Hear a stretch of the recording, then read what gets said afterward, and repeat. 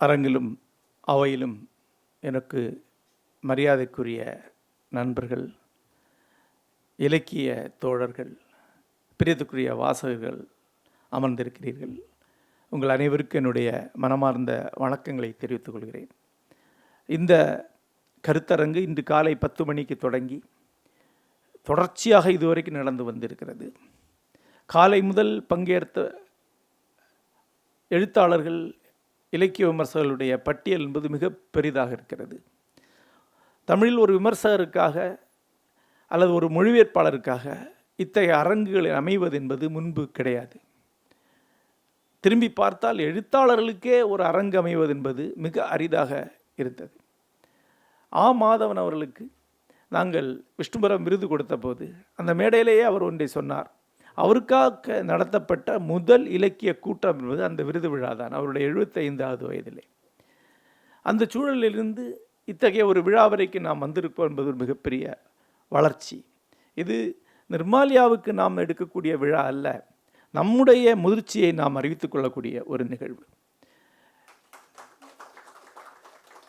நாம் ஒரு வகையில் ஒரு மொழிபெயர்ப்பாளரை அங்கீகரிக்கும் போது இலக்கியத்துடைய அடுத்தடுத்த கட்டங்களை நோக்கி நகர்கிறோம்.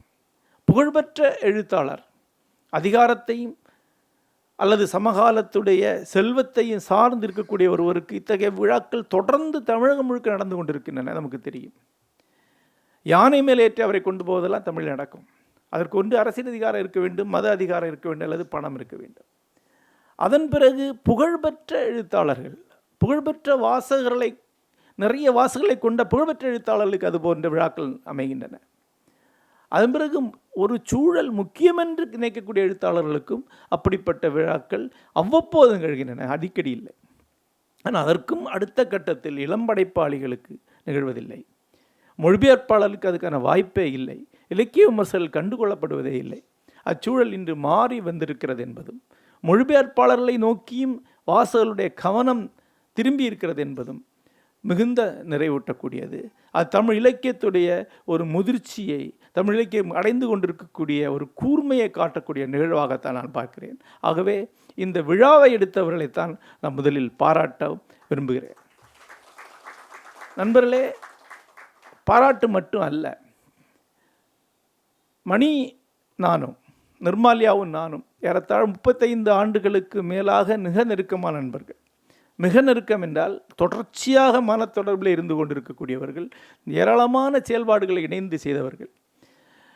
ஆகவே இந்த அவர் சார்பில் நான் நன்றியை தெரிவித்துக் கொள்ளக்கூடிய ஒரு அரங்காகவும் பயன்படுத்திக் கொள்ள வேண்டும். இந்த அரங்கில் அமைத்தவர்கள், அமர்ந்து இருப்பவர்கள் அனைவருக்கும் என்னுடைய மனமார்ந்த நன்றியை தெரிவித்துக் கொள்கிறேன். நண்பர்களே, இந்த அரங்கிலே ஒரு தலைமை உரை ஆற்ற வேண்டும் என்று வரும்போது இது ஒரு தருணம். சில விஷயங்களை நாம் நினைத்து பார்க்கவும், சில விஷயங்களை பதிவு செய்ய வேண்டிய தருணம். ஆகவே தொடர்ந்து மலையாளத்திலிருந்து தமிழுக்கு மொழிபெயர்த்த முக்கியமான மொழிபெயர்ப்பாளர் சிலரை நினைவு கூற வேண்டும் என்ற எண்ணம் எனக்கு ஏற்பட்டது. எல்லாம் எப்படி இருந்தாலும் இந்த உரை காணொளியாக இருக்கும்.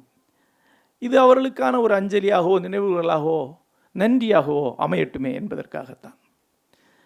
தமிழிலே மலையாளத்திலிருந்து தொடர்ச்சியாக மொழிபெயர்ப்புகள் செய்யப்பட்டு வருகின்றன. இப்போதல்ல, தமிழ் நவீன இலக்கியத்தின் தொடக்க காலம் முதலே அந்த மொழிபெயர்ப்புகள் வர ஆரம்பிக்கின்றன. மலையாளத்தின் முதல் நாவல் அல்லது 2வது நாவல் என்று சொல்லத்தக்க மார்த்தாண்டவர்மா முதலையாக அப்பாத்துரை அவர்களால் மலையாளத்திலிருந்து தமிழுக்கு மொழிபெயர்க்கப்பட்டிருக்கிறது. 1940 வாக்கிலே அது மொழிபெயர்க்கப்பட்டிருக்கிறது. அதன் பிறகு அவரே மலையாளத்தின் முதல் நாவல் என்று சொல்லத்தக்க விருதன் சங்கு மொழிபெயர்த்திருக்கிறார்.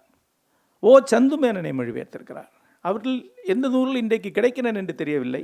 சில நூல்கள் இன்றைக்கும் ஆர்கைவ்ஸ் தளங்களில் இருக்கின்றன. அப்பாத்துரை தமிழினுடைய முக்கியமான ஒரு மொழிபெயர்ப்பு முன்னோடி. அதன் பிறகு இங்கே C.A. பாலனை பற்றி குறிப்பிட்டார்கள். C.A. பாலன் தொடர்ந்து மலையாளத்திலிருந்து பெரும் படைப்புகளை தமிழுக்கு மொழிபெயர்ப்பு செய்திருக்கிறார். குறிப்பாக தகழி சிவசங்கர பிள்ளையுடைய புகழ்பெற்ற கயறு என்கிற நாவலை 4 தொகுதியாக தமிழிலே மொழிபெயர்த்திருக்கிறார். ஒரு முக்கியமான ஒரு படைப்பு. தமிழில் அவர் முக்கியமான சில நாவல்களை எழுதியிருக்கிறார். உங்களுக்கு தெரியும் நினைக்கிறேன். தூக்கும் மர நிழலில் என்கிற அவருடைய தன் வரலாறு தமிழிலே மிக முக்கியமான ஒரு படைப்பு. தூக்கு மேடைக்கு சென்று அங்கிருந்து அவர் தப்பி வந்ததை பற்றிய ஒரு நூல். தமிழுடைய முன்னோடி படைப்பாளியாகிய சுந்தர ராமசாமி தகழியுடைய செம்மீன், தொட்டிட மகன் முதலிய நூல்களை தமிழுக்கு மொழிபெயர்த்திருக்கிறார். அதில் செம்மீன் தான் மலையாளத்திலிருந்து தமிழுக்கு மொழிபெயர்க்கப்பட்ட நூல்களின் வரிசையில் இன்றைக்கும் அதுதான் முதன்மையானது. ஒரு வகையில் தகழியை விடவும் சரியாக அமைந்த மொழிபெயர்ப்பு என்று சொல்லக்கூடிய நூல் என்று சொல்லக்கூடிய அளவுக்கு மிக முக்கியமான மொழிபெயர்ப்பு. அது ஒரு அதிர்ஷ்டம்தான். சுந்தரராமசாமி போன்ற ஒருவர் தகழிக்கு மொழிபெயர்ப்பாளராக வருவது என்பது இலக்கியம் எடுக்கக்கூடிய ஆத்மார்த்தமான அந்த தொடர்புக்கு மிகப்பெரிய உதாரணங்கள். இங்கே பி. ராமன் அவர்கள் அமர்ந்திருக்கிறார். அவருக்கு ஒன்று நான் சொல்ல வேண்டும். மலையாளத்தில் இந்த மாதிரியான உதாரணங்கள் கிடையாது. அநேகம் உலக மொழிகளிலும் கிடையாது.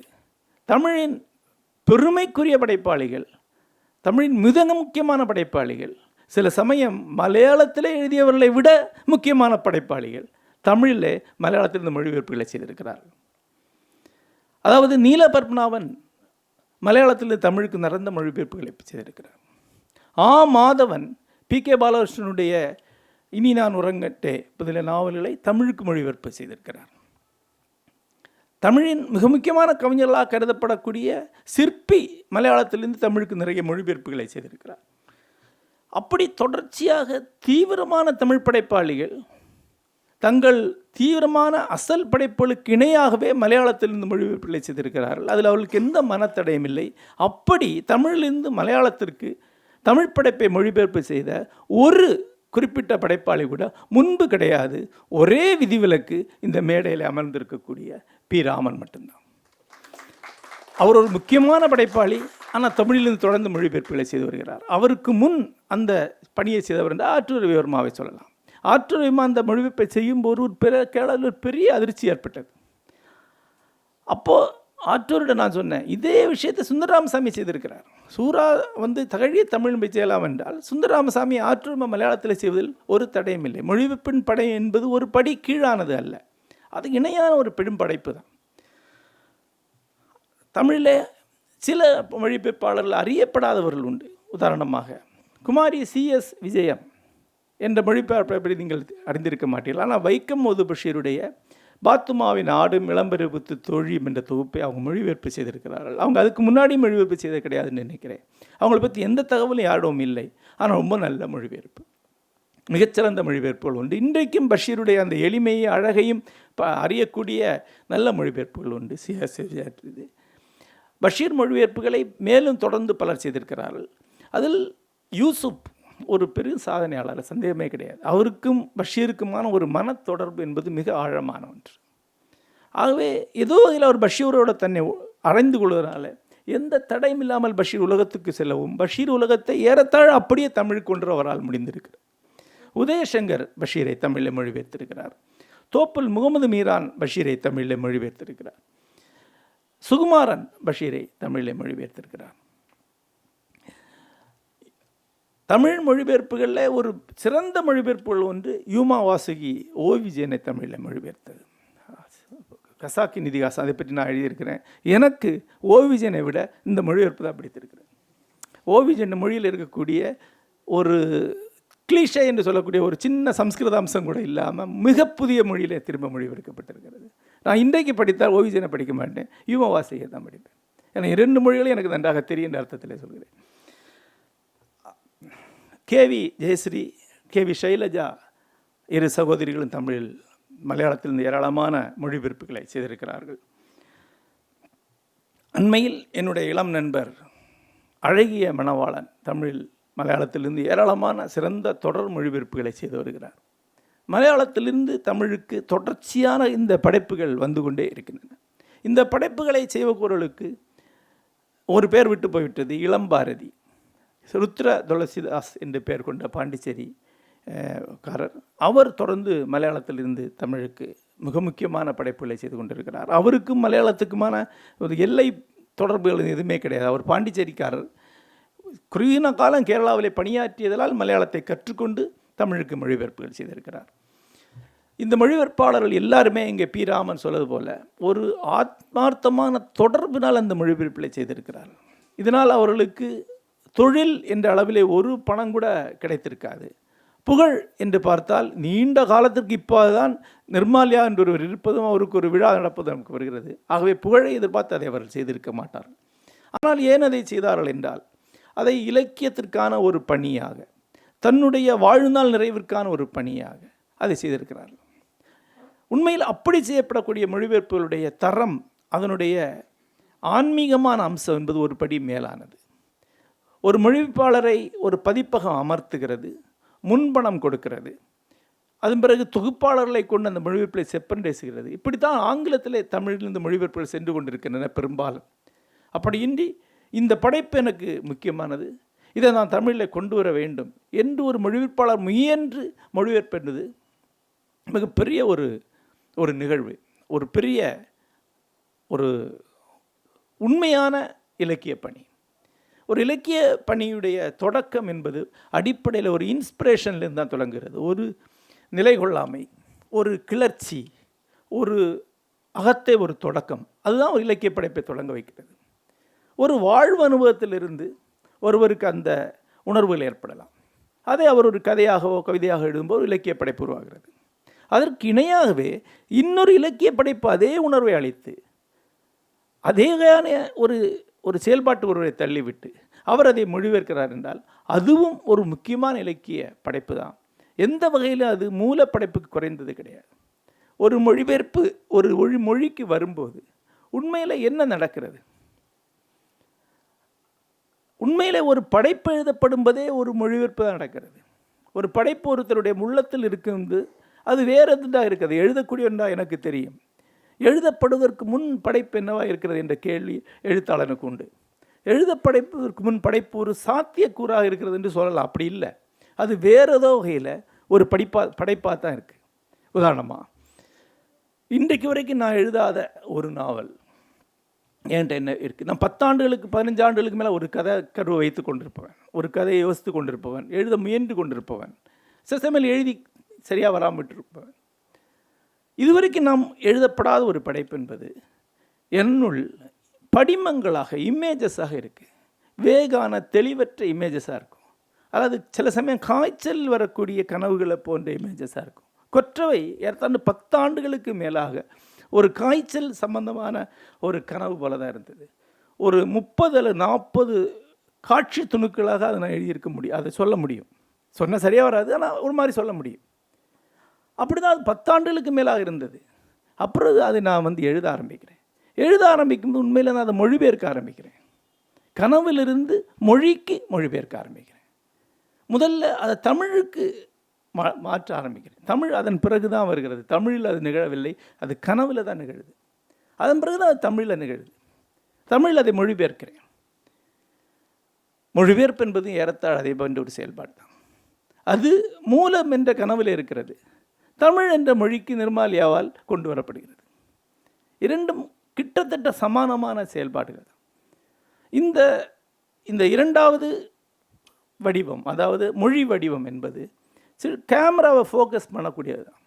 இந்த பறவைகளை புகைப்படம் எடுக்கக்கூடியவர்கள் பார்த்தா நம்மை போன்றவர்களுக்கு ஒரு பெரிய திகைப்பு அல்லது எரிச்சல் கூட வரும்.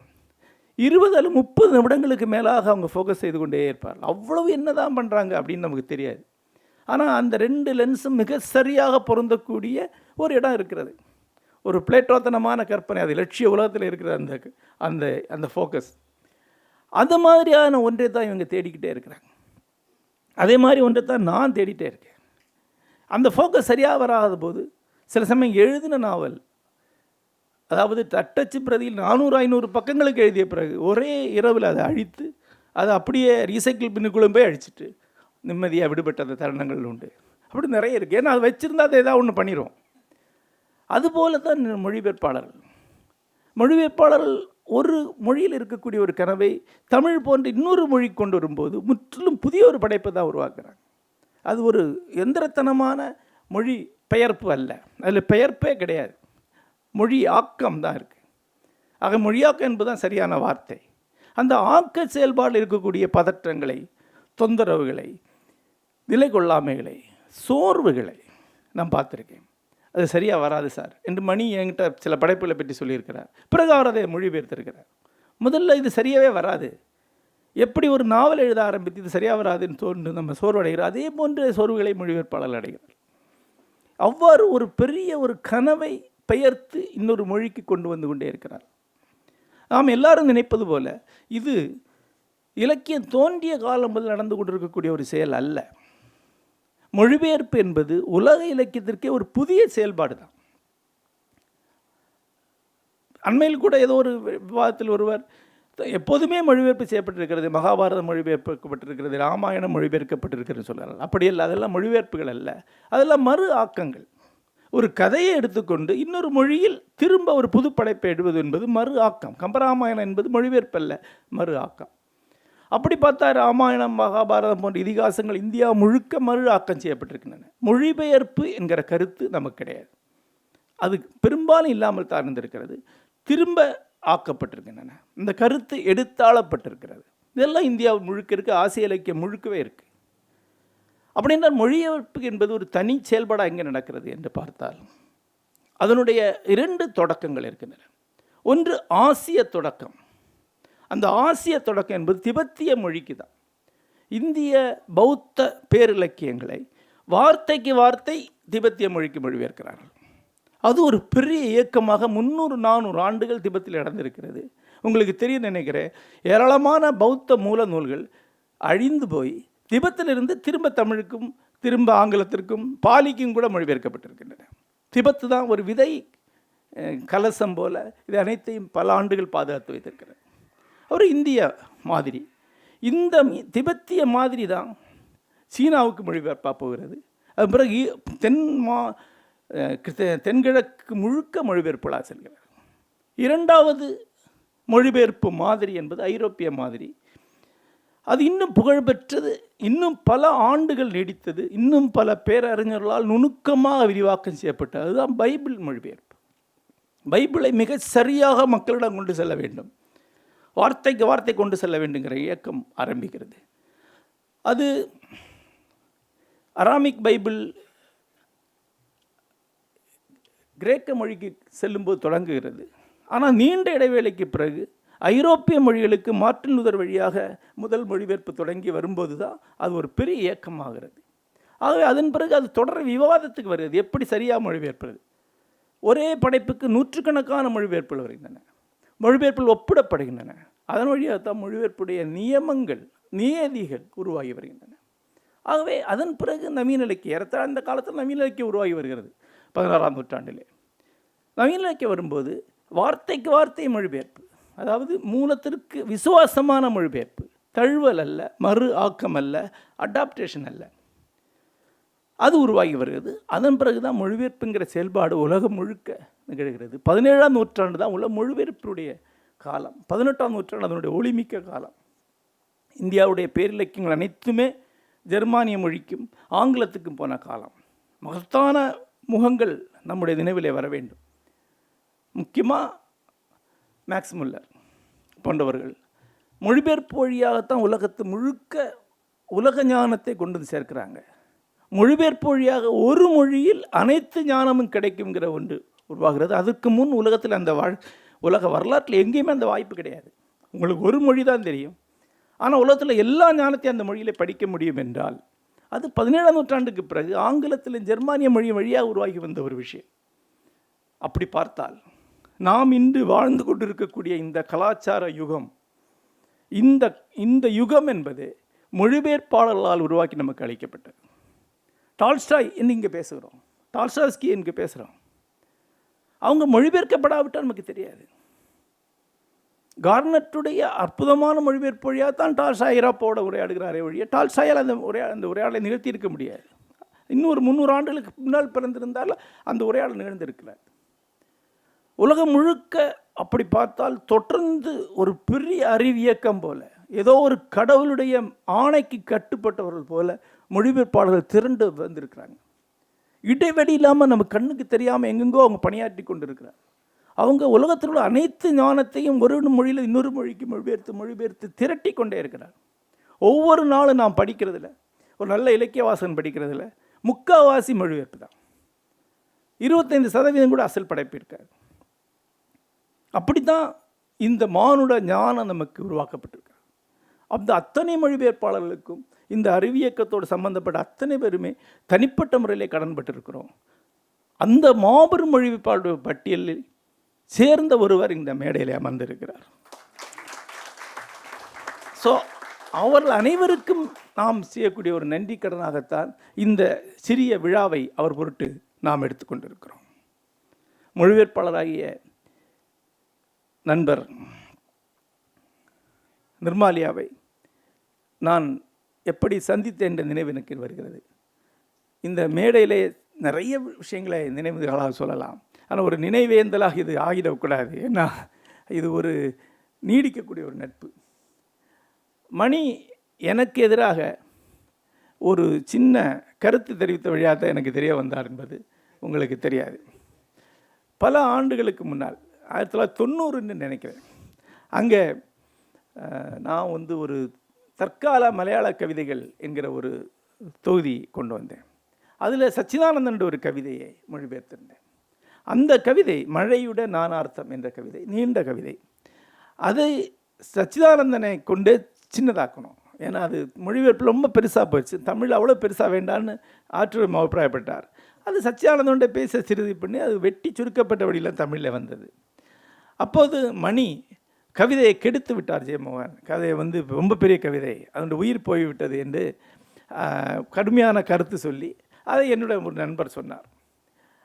அப்புறம் பின்னாடி நான் அவரை சந்தித்த போது அவர் சொன்னேன், அப்படி இல்லை, அது தமிழ் புதுக்கவிதையுடைய ஒரு பாணிக்குள் அது சின்ன சுருக்கி இருக்கும். ஆனால் அது மிக நீளமான கவிதை, 10 பக்கத்துக்கு மேல் போகக்கூடிய கவிதை, அது குறுங்காவியமாக மாறிவிடக்கூடிய கவிதை.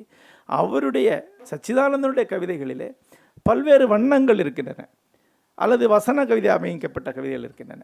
அதில் மரபு கவிதையாக அமையக்கூடிய ஒரு கவிதை, ஹைலி ரொமான்டிக்கான ஒரு கவிதை வேண்டும் என்பதற்காக அந்த கவிதையை தேர்ந்தெடுத்தோம். ஆனால் அந்த கவிதையை முழுசாக அப்படியே கொடுத்தா அது குறுங்காவியம் மாதிரி தான் இருக்கும். அதை யாரும் இங்கே படிக்க மாட்டாங்க.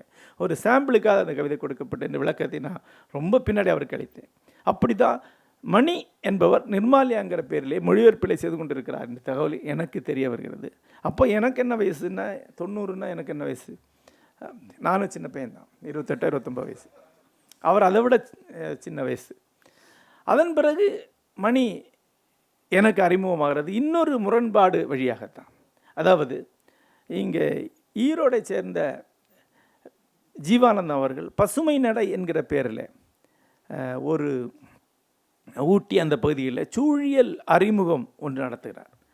அன்றிருந்து எழுதி கொண்டு எழுத்தாளர் அத்தனை பேரையும் கூட்டி அந்த அறிமுகத்தை அவர் நடத்துகிறார். அதில் தான் மணியை நான் நேரில் பார்க்குறேன். நேரில் பார்த்து ஒரு ஹலோ சொல்கிறேன். அப்போ அவர்கிட்ட தான் அவர் இந்த மொழிபெயர்ப்பை பற்றி, ஏற்கனவே சொன்ன மொழியை பற்றி அவர்கிட்ட சின்ன விளக்கங்கள் அளிக்கிறேன், பேசுகிறேன். ஆனால் மணி அன்றை கொஞ்சம் டைட்டாகவும் கொஞ்சம் கொந்தளிப்பாகவும் இருந்ததாக எனக்கு ஞாபகம்.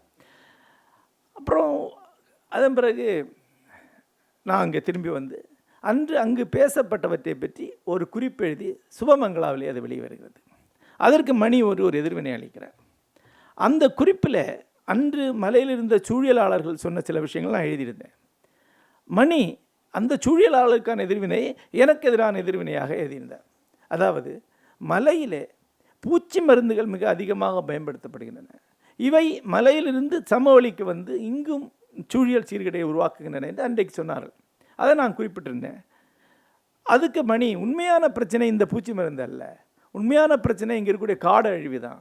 அதை மறைக்கிறதுக்காக தான் இந்த பூச்சி மருந்து இஷ்யூவை கொண்டு வர்றாங்க, இவங்கெல்லாம் ஃபேக் என்று ஒரு கடிதத்தை எழுதியிருந்தார். அது சுகங்களால் பிரசுரம் ஆகிட்டா என்று நினைவில்லை. அந்த கடிதத்தை நான் நினைவு கூறுகிறேன். அதன் பிறகு நான் மறுபடியும் ஊட்டி போகும்போது மணியை சந்திக்கிறேன். அதன் பிறகு மணிக்கு எப்போதும் ஒரு சின்ன இறுக்கம் உண்டு. புதிய வருடம் அந்த இறுக்கம் சற்று தளர்ந்து என்னிடம் ஒரு நட்பு உருவாகிறது. மணி என்னை நித்திய சைதன்யதியை பார்க்க கூட்டிகிட்டு போகிறேன் என்று சொன்னார். அப்போ நான் சொன்னேன், எனக்கு இந்த மாதிரியான சாமியார்களோட ஆர்வம் இல்லை, ஏகப்பட்ட சாமியார்களை பார்த்து ஏமாற்ற அடைந்திருக்கிறேன், இனி ஒரு சாமியாரை சந்திக்கிற ஆர்வம் எனக்கு கிடையாது. அப்படி 3 முறை தொடர்ந்து நித்யாவை சந்திக்க என்னை கூட்டு போக அவர் முயன்றார். நான் அதை தவிர்த்தேன். அதன் பிறகு 92ல் சரி இவர் கூப்பிட்றாருங்கிறதுக்காக அவரை சந்திக்க சென்றேன். அந்த சந்திப்பு தருணத்திலிருந்து அவருடைய மாணவராக ஆனேன். அதில் இன்று வரைக்கும் நானும் மணியும் கொண்டுள்ள பொது அம்சம் என்பது குரு நித்திய சைதன்ய யதி தான். அவருடைய சந்நிதியில் தான் நாங்கள் 2 பேரும் பெரும்பாலும் சந்தித்து கொண்டிருக்கிறோம். அவருடைய குருகுலத்தில் தான் நிறைய தருணங்கள் அமர்ந்து மணிக்கணக்காக பேசியிருக்கிறோம். அதில் ஒன்று நிகழும். அது எப்படி என்றால், நானும் மணியும் இப்போ அது கிட்டத்தட்ட பேசிக்கொள்வதே கிடையாது. எனக்கு மணியுடைய ப்ரெசன்ஸ் தான் முக்கியமே ஒழிய கருத்து பரிமாற்றத்துக்கெல்லாம் இப்போ ஒன்றும் பெருசாக ஒன்றுமே கிடையாது. நான் அங்கே கூட்டிக்கு போனேன்னா மணி எங்கேன்னு கேட்டே இருக்கும். மணி பார்க்கல, அவர் மணி வருவார். மணி வந்தால் மணி இந்த ஏரியாவில் இருக்கிறார், அவ்வளோதான். அதன் பிறகு மணிக்கு நான் சொல்லக்கூடியதோ ஒன்றுமே கிடையாது. பெரும்பாலும் கிளம்பும்போது கையை பாட்டு பார்ப்போம் அப்படிமே. உங்களுக்கு தெரியும், மலையாளிகள் அந்த உணர்ச்சி பரிமாற்றலாம் செய்ய மாட்டாங்க, சும்மா கையை படித்து தலையாட்டும். ஆனால் அது ஒவ்வொரு சந்தர்ப்பம், ஒவ்வொரு முகம் நீண்ட கால நினைவில் இருக்கும். ஒவ்வொரு முறையும் மணி என்னை வந்து வரவேற்று திருப்பி கொண்டு வரும்போது பார்ப்போம். அந்த சந்திப்புகள் நினைவில் இருக்கும். அதனால் உரையாடல் என்ன நடந்திருக்கிறது என்று பார்த்தா அப்படிலாம் ஒன்றும் பேசிக்கிட்ட மாதிரி ஞாபகம் இல்லை. நிறைய பேசிக்கிட்டோம். அது எல்லாமே சொத்தமாக மறந்து போயிடுச்சு. அதெல்லாம் சாதாரண விஷயங்களாக மாறிடுச்சு. மணி என்கிற மனிதர் தான் இன்றைக்கு நினைவில் இருக்கிறார். இந்த மேடையில் ஊட்டி குருகுலத்தையும் நித்திய சைதன்யத்தையும் நினைவு கூற வேண்டியிருக்கிறது. அவர் தான் மணியுடைய உருவாக்கத்தின் முக்கியமான காரணம். மணி ஒரு சின்ன பையனாக, தன்னம்பிக்கை குறைவானவராக, ஒரு உலகம் அறியாத ஒருவராக ஊட்டியிலே வாழ்வது என்பது ஒரு வகையில் வந்து ஒரு குக்கிராமத்திலே வாழ்வது தான். ஊட்டி ஒரு நகரம் தான். ஆனால் ஊட்டி வந்து செல்லக்கூடிய ஆட்களை தவிர்த்து பார்த்தால் ஒரு சின்ன கிராமம். மிக குறைவான ஆட்கள் அங்கே வருஷம் முழுக்க இருக்கிறாங்க. மணியுடைய உலகம் ஒன்று சின்னது. மணியால் கோயம்புத்தூருடைய வெப்பத்தையே தாங்க முடியாது. அது அங்கே வர்றது கிடையாது. ஆகவே மணி அங்கே வாழ்ந்தவர். அந்த சின்ன உலகத்திலிருந்து அவருக்கு ஒரு பெரிய உலகத்தை காட்டியவர் நித்திய சைதன்யதி. அவரை சந்திக்க செல்கிறார். நித்திய சைதன்யதியுடைய குருகுலத்திலே அந்த காலத்திலே ஒரு பல்கலைக்கழக சூழல் நிலவும். உலகம் முழுக்க இருந்து பேரறிஞர்கள் அங்கே வந்திருப்பாங்க. பல்வேறு துறை சார்ந்த அறிஞர்கள், புகழ்பெற்ற ஆளுமைகள் அங்கே பெரும்பட முடியும். நான் வந்து அங்கே ஆர்டி லேயிங்க சந்திச்சிருக்கிறேன்னு சொன்னால் நீங்கள் அதிர்ச்சி அடைவீங்க.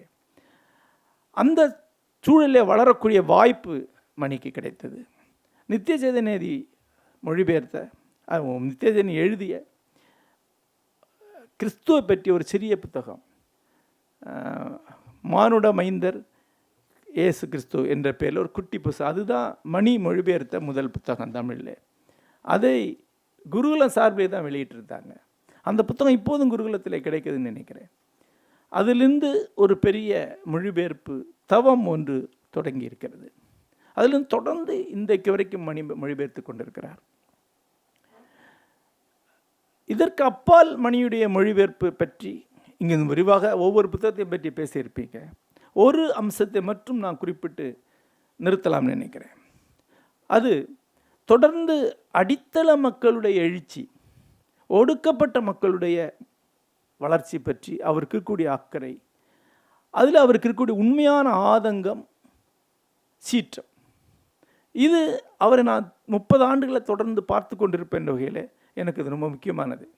அது எந்த மேடையிலும் அவரால் இதுவரைக்கும் வெளிப்படுத்தப்பட்டிருக்கார். ஒரு தனிப்பட்ட உரையாடல், அவருடைய மிக நெருக்கமான என்னை போன்ற ஒருவரை மட்டும்தான் அதை பேசுவார். இன்னொருத்தர் அந்த விஷயத்தை பேசுவது கூட அவருடைய இயல்பல்ல. ஆனால் இந்த அக்கறை 35 ஆண்டுகளாக அவர்கிட்ட எப்படி உண்டு. மொழிபெயர்ப்புடைய ஒரு அடிநாதமாக அது இருந்து கொண்டே இருக்கிறது. அதைத்தான் இங்கே பி. ராமன் சொல்லும்போது மிக சரியாக அவருடைய மொழிபெயர்ப்புலேருந்தே அதை அடையாளம் கண்டு கொண்டு சொன்னார்.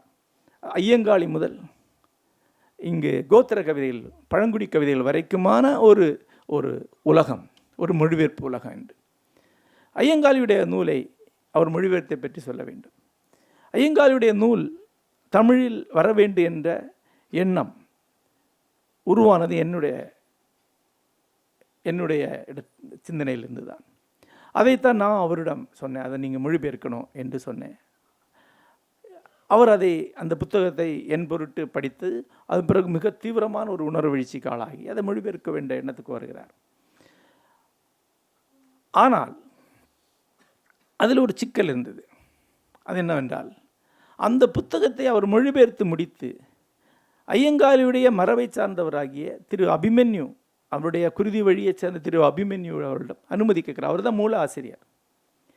அனுமதி கேட்டால் அந்த மூல நூலுடைய பதிப்புரிமையை கேரள அரசு வைத்திருக்கிறது. அந்த நூலை அவர்கள் மறுமதிப்பு செய்யவும் இல்லை, இன்னொருத்தருக்கு மொழிபெயர்ப்பு உரிமை கொடுக்கவும் மறுக்கிறாங்க. ஆனால் கொடுக்க மாட்டேன்னு சொல்ல மாட்டாங்க. கொடுக்கலாம் என்ற நிலையில் எத்தனை ஆண்டு வேணாலும் செல்லும். ஆகவே ஒரு கட்டத்தில் அபிமன்யு தன்னுடைய பொறுமையை இழந்து நிர்மால்யாவுடன் நீங்கள் இதை சொந்த படிப்பாக வெளியிடுங்க. அப்போ என்ன பண்ணலாம்? காப்பிரைட் கேட்டால் தானே பிரச்சனை. நான் தான் காப்பிரைட் கேஸ் கொடுக்க முடியும், பார்த்துக்கலாம், நீங்கள் மொழிபெயர்க்க அப்படின்னு. அப்புறம் மணி என்கிட்ட கூப்பிட்டார், இது பண்ணலாமா அப்படின்னு கேட்டார். நான் சொன்னேன், இது பண்ணக்கூடாது, தர்மம் இல்லை. ஆனால் உங்களுடைய நோக்கம் என்பது ஒரு பதிப்பக அறத்தை பேணுவதல்ல. இல்லை, தமிழுக்கு ஒரு முக்கியமான தலித் போராளியை கொண்டு வந்து அறிமுகம் செய்வதும், இங்கே இருக்கக்கூடிய தலித் இயக்கம் உருவாகி வரக்கூடிய ஒரு விழிப்புணர்வுடைய ஒரு பகுதியாக செயல்படுவது தானே உங்களுடைய நோக்கம். அந்த நோக்கம் இருங்கன்னா நீங்கள் திருடலாம், சின்ன அளவில் கொலைகளை கூட பண்ணலாம், தவறு கிடையாது என்று நான் சொன்னேன்.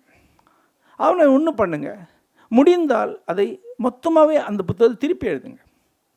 அதே வார்த்தைகளை பயன்படுத்த வேண்டாம், தரவுகளை கூடுதலாக சேருங்க. அப்படி மணி அந்த புத்தகத்தை முழுக்க திரும்பி எழுதினார். திரும்பி எழுதும்போது மறுபடியும் புது தகவல்கள் கிடைத்தன, ஏராளமான புதிய செய்திகள், புதிய தரவுகள், புதிய நூல்களினுடைய குறிப்புகள் கிடைத்தன. வேறு ஆட்கள் ஐயங்காளியை பற்றி மலையாளத்தில் எழுதின நூல்களுடைய செய்திகளை இதில் பயன்படுத்தி கொள்ள வாய்ப்பு அமைந்தது. அவ்வாறு அந்த புத்தகம் இன்னும் கொஞ்சம் பெருசாக முற்றிலும் புதிய மணியுடைய படைப்பாக வெளிவருகிறது, என்னுடைய முன்னுரையோடு வெளிவந்தது. அதன் பிறகு அந்த புத்தகம் மறுபடியும் பெரிதாகியது. அதில் என்னுடைய நண்பரும் எழுத்து பிரசுர நிறுவனருமாகிய மறைந்த அலெக்ஸ் அவர்கள் உள்ளே வருகிறார். அலெக்ஸ் கேரளா முழுக்க பயணம் செய்து புகைப்படங்களை சேகரித்து கொடுத்தார், நிறைய திருத்தங்கள் சொன்னார். அலெக்ஸும் மணியும் இணைந்து உழைத்து அந்த 2வது பதிப்புக்கான தரவுகளை உருவாக்கினார்கள். அதற்குள் அலெக்ஸ் மறைந்ததுனால அது காலச்சோடு வெளியீடாக ஒரு பெரிய முழுமையான புத்தகமாக வந்திருக்கிறது. மிக ஆச்சரியமான விஷயம் என்னவென்றால், அபிமன்யுவிலையும் தொடங்கின இந்த முயற்சி எங்கு வந்து சேர்ந்திருக்கிறேன் என்றால், இன்று மணி எழுதியிருக்கக்கூடிய இந்த புத்தகத்துக்கு அளவுக்கு முழுமையான அழகான ஒரு நல்ல புத்தகம் மலையாளத்திலே அபிமன்யுக்கு ஐயன்காளிக்கு கிடையாது. ஆகவே இது ஒரு நல்ல ஒரு பரிணாமம் தான் என்று நினைக்கிறேன். அவருடைய மொழிபெயர்ப்பு தேர்வுகளில் எப்போவுமே அது இருக்குது. இங்கே விடுபட்ட பெயர் உண்டு, கோவிலனுடைய தட்டகங்கிற நாவலை அவர் மொழிபெயர்த்திருக்கிறார். அது கேரளத்தில் அடித்தள மக்களுடைய அழகியலை உருவாக்கிய நாவல்களில் ஒன்று. அதை தமிழில் மொழிபெயர்த்திருக்கிறார். தொடர்ந்து அவருடைய மொழிபெயர்ப்புகளில் இந்த கவனம் இருக்கும். ஆகவே தான் பி. ராமன் கோத்திர கவிதைகளை மொழிபெயர்க்கிறார் என்ற செய்தி தெரிந்தவுடனேயே சென்று அதை அவரே கேட்டு வாங்கி தான் அந்த மொழிபெயர்ப்பை செய்கிறார். யாரும் அவரிடம் சொல்லி அந்த மொழிபெயர்ப்பு செய்யப்படவில்லை. தமிழ் மொழிபெயர்ப்பையே தன்னுடைய ஒரு கலாச்சார செயல்பாடாக, ஒரு போராட்டமாக எடுத்துக்கொள்ளக்கூடிய, ஒரு கருவியாக, ஒரு ஆயுதமாக எடுத்துக்கொள்ளக்கூடிய ஒரு தன்மை அவரிடம் இருக்கிறது. அது ஒரு மிக முக்கியமான ஒரு பண்பு தான். இந்த மேடையிலே அதை நான் அடையாளப்படுத்த வேண்டும் என்று விரும்புகிறேன். மணி நண்பராக, மொழிபெயர்ப்பாளராக, தமிழின் மிக முக்கியமான ஒரு இலக்கிய ஆளுமையாக என்று என் உள்ளத்தில் இருந்து கொண்டிருக்கிறார். இந்த தருணத்தில் நம் அனைவரும் முன்னாடி அவர் ஒரு பெரிய ஆளுமையாக முன்வைக்கப்படும் போது அவருடைய நண்பராக நாம் நெகிழ்ச்சியும் பெருமிதமும் கொள்கிறேன். நண்பரை நெஞ்சோடு தழுவி வாழ்த்தி விடைபெறுகிறேன். வணக்கம். தலைமையுரை ஆற்றிய எழுத்தாளர் ஜெயமோகன் அவர்களுக்கு நன்றி. நான் முன்னரே கூறியது போல ஒரு காலகட்டத்தினுடைய நெகிழ்ச்சியான, தீவிரமான ஒரு நினைவை பகிரக்கூடிய ஒரு உரையாக அந்த உரை இருந்தது. பிறகு ஒரு மொழிபெயர்ப்பாளர் என்பவன் யார், மொழிபெயர்ப்பின் வழியாக என்ன நிகழ்கிறது என்கிற ஒரு ஆழமான கருத்தை ஜெயமோகன் அவர்கள் தன்னுடைய உரையில் குறிப்பிட்டார். அவர் தன்னுடைய நண்பர் நிர்மால்யாவை நெஞ்சோடு ஆறத் தழுவுவதாக சொன்ன பொழுது நானும் அந்த தழுவலில் என்னை செலுத்தி கொண்டேன். அந்த வகையில் இந்த தலைமை உரைக்கு ஜெயமோகன் அவர்களுக்கு நன்றியை தெரிவித்துக் கொள்கிறேன்.